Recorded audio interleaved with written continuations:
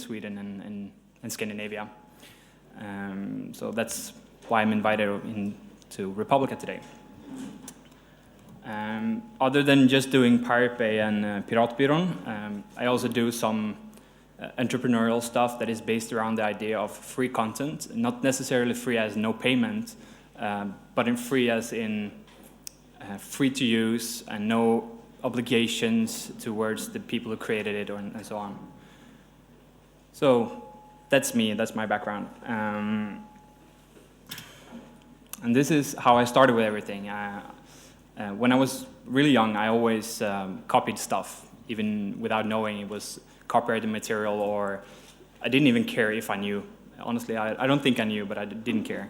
I was the common hacker. I took source code and I disassembled stuff if I didn't have the source code for it, and I learned to program really young. I was like 9, 10 something, and coded my first assembly stuff. I've cracked games, removed copy protections from games and software. I've been part of the demo scene, which at least someone in here probably knows what it's all about. The idea about piracy for me is that I'm free to do stuff that and get influenced by other people's stuff. So it's really important that we understand what copyright is all about, and it's about making money out of something that used to be human nature. Sharing stuff has always been part of human nature and the involvement of humans. So putting a copyright that actually inhibits people from doing something which is a natural thing is not good for you. So Pirate Bay is sprung out of something called Piratbyrån. That means the Bureau of Piracy, or Bureau for Piracy. And it was founded in 2003. In Sweden we have something called Anti-Piratbyrån, which meant Anti-Piracy Agency. And there was no piracy agency.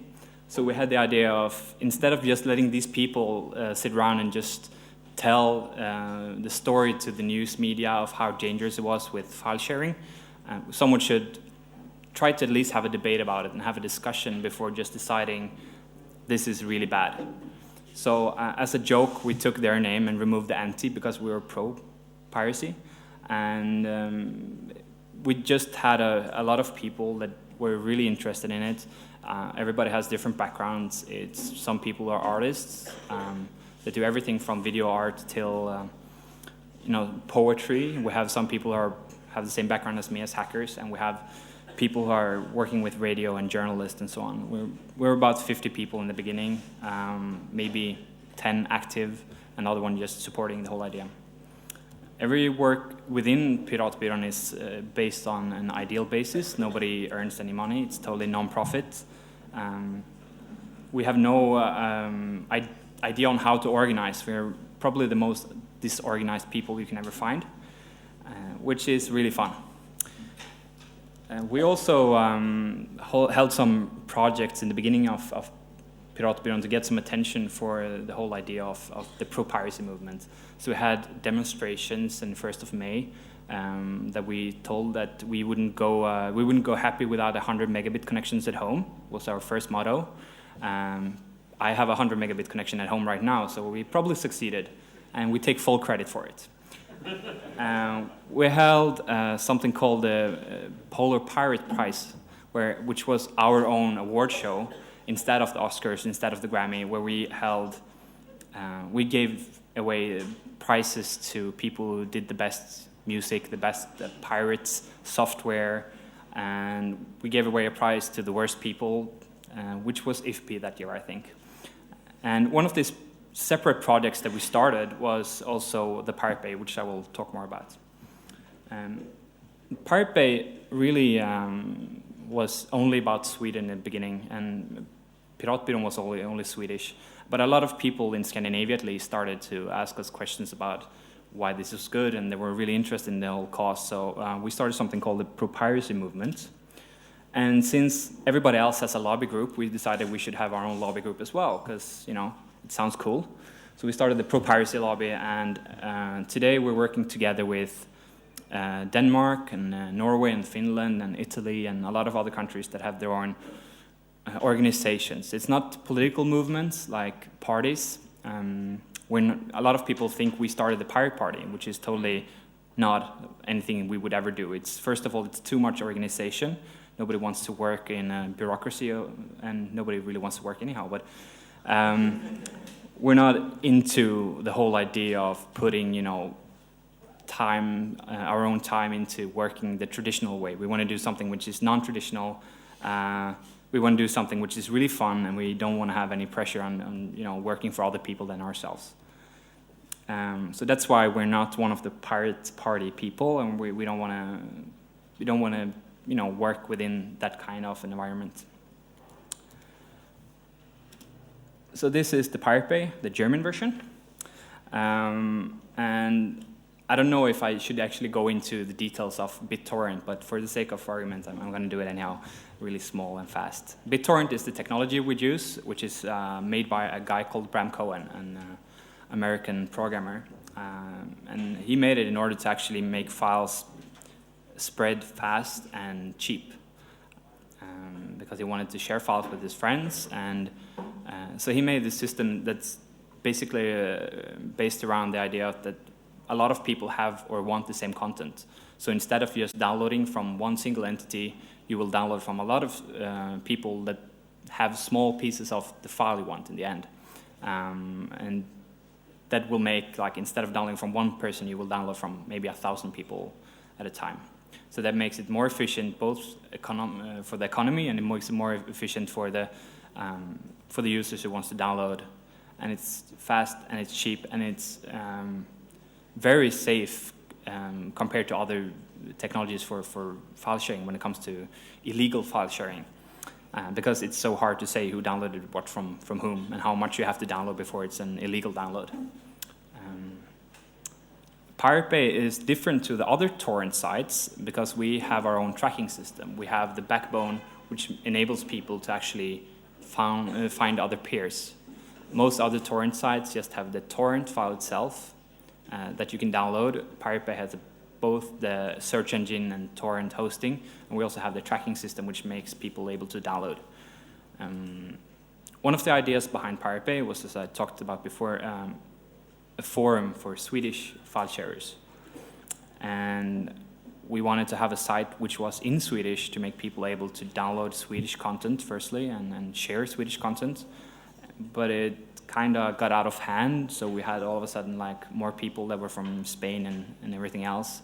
And a funny thing was that one of the biggest, most downloaded torrents in the beginning of Pirate Bay was a language course in Swedish. So we quickly understood that we should actually translate the site. This is the first version of our site. This is the first setup. And it's not like Google with their Lego box, but it's almost. We had like a motherboard that we got from someone, and we have like a shoebox, I think, that we put it in. And actually, this is not the first setup. This is when we got a laptop as well. So we had a laptop running, and we have this shoebox with motherboard and stuff inside. Pirate Bay, even though it's Swedish, the first server we could find, server space we could find was in Mexico. We had a 250 kilobit ADSL line, and we used all of it all the time, and it was really expensive for the company that hosted it. We didn't care that much about it. The problem we had was that nobody bribed the electric company, so it could take like 3-4 days sometimes when the electricity went down in order to get the site back up, so we had to move. So we decided to move back to Sweden, and when we started growing and we needed more space. So we got some own servers, a bit more servers than just these, and we moved to Gothenburg, which is the second largest city in Sweden. And Pirate Bay started growing really, really rapidly when Supernova shut down, which was one of the biggest torrent sites at that time. So all of a sudden we went from having like 1,000 users a day to having like maybe 150,000 users a day in like 2-3 days period. It was really, really amazing. We couldn't stay in Gothenburg because the system we had set up there, it was at one of the biggest ISPs in Sweden. They couldn't handle the load after some while. So we had to move because the routers couldn't route that much traffic as we had, because we used over 1 gigabit, and we had like really tiny amount of connections every time. So we moved the servers, and that was probably the first time we understood how big Pirate Bay has become, because people started calling from newspapers saying like, Pirate Bay is down, why is it down? And we said, no, we're just moving it. And said, oh, so where are you? Are you moving outside the country? Are you moving outside? No, we're moving to Stockholm. So we put a map up. So we decided we'd put a map up, like a GPS, where we were. And you could see where the Pirate Bay car was moving from Gothenburg to Stockholm. It's a 7-hour trip. And the funny story about that was, like, we stopped outside a McDonald's to buy some food, and it happened to be right next to a police station. So when we were staying there for a long period, like half an hour, there was some newspapers that actually wrote that we got busted. That was kind of funny. We always like this stuff when it's too much disinformation.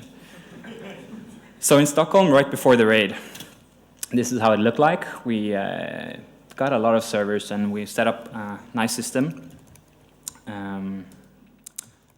And we moved to a bigger ISP, and it was hosted in a bank facility. And that was also to annoy people, because we're very keen on annoying people. We like to annoy people really, really much. And moving into the bank central made it harder for the police to actually have jurisdiction over us, because in Sweden there's a law that says anything that's connected to important systems such as banks goes under military law. So in order to raid us, the police couldn't do it. They have to make the military do it. So it would be really hard for them to do it, we thought. So, and we were very keen on telling them as well. And at the same time, we upgraded Pirate Bay from version 1, which was the Swedish version, into version 2, which was a multilingual site. I think we had like 30 languages, from Chinese to 2 versions of Norwegian, and everything we could get a hold of. We just wanted people to translate the site. And when we actually set up the new site, we faked that we were busted for a while, and just gained a shitload of traffic from the press, basically. One of the things that makes Pirate Bay so special is the way we actually treat people that complain about the copyright infringements. We don't see any copyright infringement happening at Pirate Bay because we don't host actual content. So we wanted to actually tell people that we're not breaking any laws, even though you will probably think we're breaking laws in your state, which is most often the United States.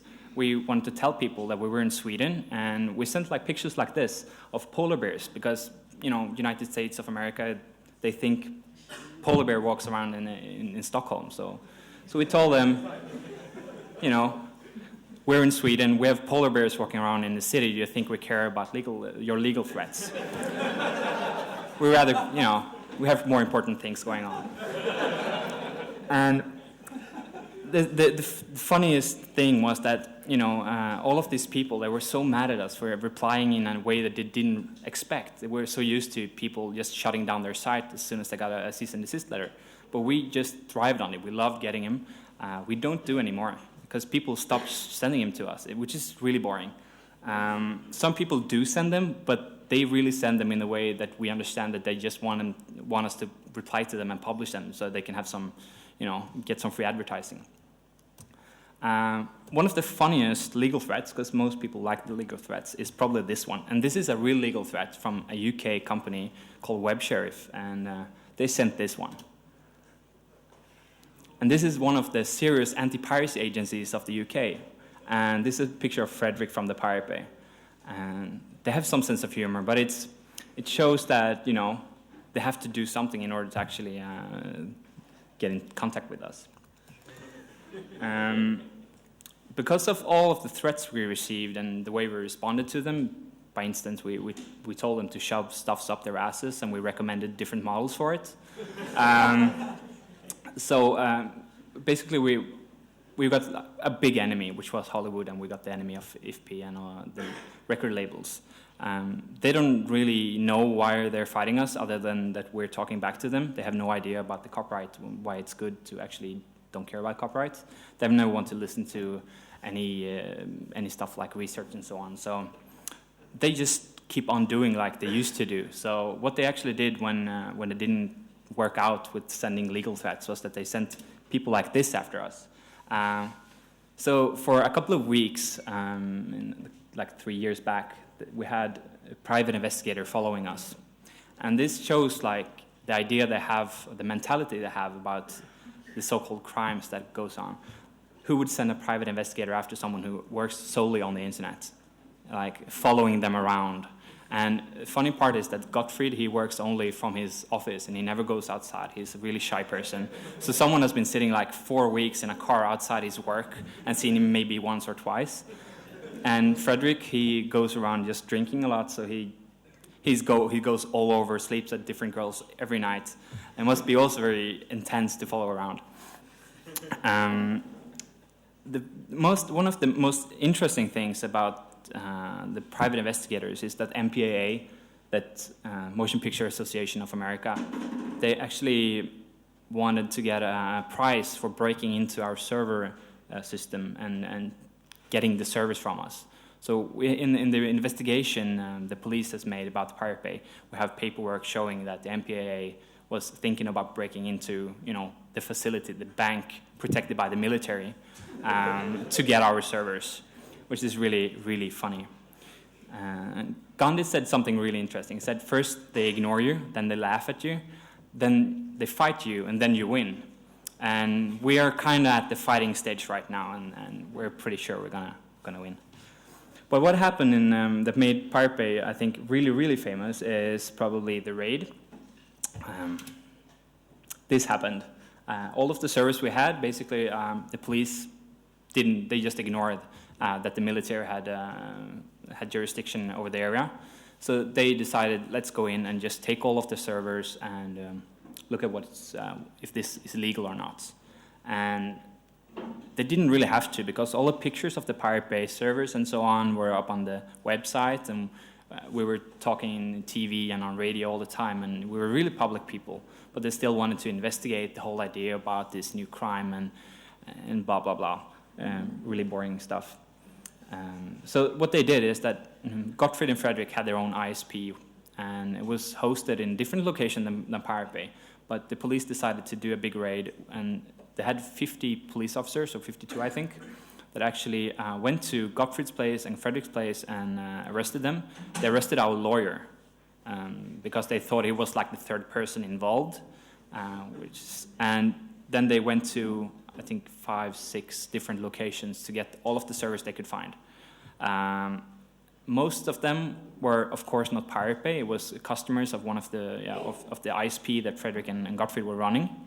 So 160 servers were actually customers of their company. And they held the computers for over a year before they actually gave them back to companies, to private people that had their own blogs or whatever. And one of the most interesting things about that was that 6 weeks prior to this, they shut down a site called Kavkaz Center, which was a Chechenian rebel site. And it's protected under freedom of speech law in Sweden, so they had to give it back. And this site was, of course, hosted at PRQ, which is the ISP's name, and they took it again, even though they knew it was protected by the basic laws in Sweden. The raid resulted for the police in, I think, 10 people got fired from the police. They have like 20 investigations going on against the police and the crimes they committed during the raid, like breaking into a military facility and the banking facility and so on. And we're those kind of people that if we find anything they did wrong, we're going to sue them for it. So, but what happened with Pirate Bay during the time was, or the internet, this is on Thursday, you can see there's a big drop on the traffic, and that's the day Pirate Bay got raided. Basically 40% of the internet traffic in Europe just vanished in 3 days. It was really huge. We had no idea this was so huge. But it was really interesting, and we said, like, okay, we were kind of expecting something to happen with the Pirate Bay, so we decided, like, we can't just stop now, we have to go up again. So we decided, like, to tell all the newspapers, yes, we're going to be back in a couple of days, and everybody just said, no, yeah, whatever. And the MPAA and the IFP went out with press releases saying, like, the pirates has been sunk and all of that crap, and said it's just bullshit and we're finally down and blah, blah, blah. So Pirate Bay got back online in 3 days. just as we told them. And we had a new tribute to Hollywood. Because we were kind of pissed at them for taking our servers, because, you know, quite expensive stuff, a lot of donations that went into it, and, you know, it was really annoying for us. The most annoying thing was not that actually the police did anything, and they did it in a really stupid way, but the most annoying thing was that it got proven like it wasn't actually the police that ordered the raid. It was the White House that ordered the Swedish government to actually tell the police to go get our servers. Hollywood had been over to the White House talking to them about the problem of the Pirate Bay, and they'd show them our legal threats and our response to it, and they were discussing with the Ministry of Justice and so on, and invited some Swedish ministers over to talk about this. And the United States said, like, we're going to pressure, we're going to make sanctions against Sweden if you don't get Pirate Bay down. And they threatened with the World Trade Organization and everything. And Swedish people, of course, got really, really scared because they're wusses. So what happened in Sweden, of course, was that people got really upset when they found out that the United States was behind a big raid against something which they were really proud of. They were really proud of Pirate Bay in Sweden. So there was a big demonstration. This is outside the Riksdag in Sweden. So it was over 1,000 people showed up for the demonstration. This is actually where we announced that Pirate Bay was back online, which was really, really cool. There was a demonstration in Stockholm, there was a demonstration in Gothenburg, and there was a demonstration in Malmö. And this was the only news that were going on in Sweden for a couple of days. There was a party called the Pirate Party that I talked about before that was started in the beginning of this year in 2006. And they gained like 4,000 members in 2 days because of the raid. And many people always think that when it comes to the politics of Pirate Bay and the freedom of sharing, we have to be communist, or we have to be like right-wing extremists, or we have to do something. They always try to fit us inside some sort of, political party. None of us in Pirate Bay actually vote for the same party. None of us actually, one is left, one is right, and one is actually in the middle. So it's a good mixture. And at the demonstration, it wasn't only the Pirate Party and people from Pirate Bay and the Bureau of Piracy, but it was also people from the Green Party, people from the liberal parties, was people from the left parties. So it was really showing that file sharing is not an issue based in a right camp or a left camp. It goes all over the blocks. But what was really clear was that it was a really big generation discussion. The young generation was really, really interested in this, and the old generation, they didn't understand anything about it. I think this picture says everything. It says, give us the server or we'll take your fax machine.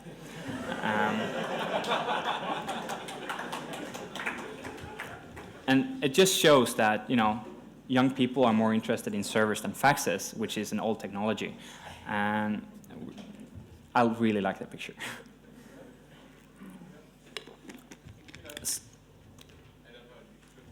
It's okay, so it's how many minutes do I have?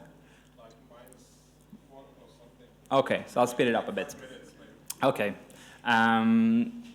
During the raid and everything, we had like 800 suits against the Justice Minister of Sweden for actually allowing this to happen. And people were really upset because they really think that file sharing should be something like this. It's a fact that people want to copy, and it's part of human nature to copy. And in Sweden, we have something called the allemansrätt. That means you have freedom to actually go into any part of nature and camp there if you want to. It's, everybody owns the nature together. And that's how people actually think about it in Sweden as well. So what happened was that the whole issue with the Pirate Bay made all of the parties in Sweden actually have to change their views on file sharing. So in order to win the election, which was held like a couple of months later after the raid, they had to actually say that they were pro-piracy and the current prime minister actually said that we will not go chasing people who are file sharing and so on. It turned out to be bullshit, of course, but it's, you know, at least it's a good lie. I like the lie. This also shows that, you know, internet is coming and you can't stop it. This is from the Writers Guild of America, the people who were demonstrating in Hollywood. And the whole idea is that, you know, internet is here to stay and you have to deal with it. You cannot just rely on the old media. Everything with the media is changing, and fighting it is just stupid. And since I don't have that much time left, I just end with a really nice logo. And if you want to talk to me, you can come and talk to me for half an hour at least. So, thanks.